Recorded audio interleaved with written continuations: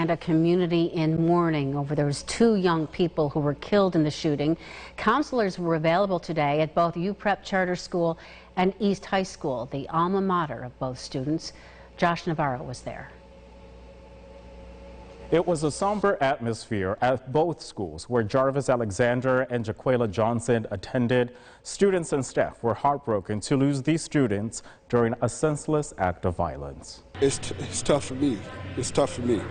You know, just talking to them, when I think about it, it brings tears to my eyes. I'm trying not to. Varsity football coach Kayla Goss describes Jarvis Alexander as a coach's kid, an outstanding athlete, a former football player, and track star at UPrep in Rochester. As a coach, you know, instead of coming up with a strategy for my next opponent, that opponent is this coming from this trauma for our boys, you know, because they are broken. It's a double whammy for them. Sunday, the UPrep family came together in the gymnasium to heal and grieve, remembering how Jarvis impacted them in so many ways. He was a comedian. You know, he made us laugh here and there, and you know, he was always the jokester.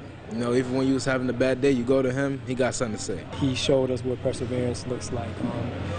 He wasn't always the best student, and then he changed. He realized that he saw his potential. He realized that he had a bright future ahead of him. Jarvis Alexander and Jaquela Johnson were shot and killed early Saturday morning at a party off Pennsylvania Avenue in Rochester. More than a dozen people were hurt. Jaquela graduated from East High School in Rochester last year.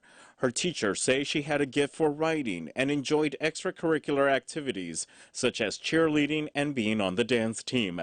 East High School superintendent described Jaquela as a transformative person. Every room that she entered, she made it better.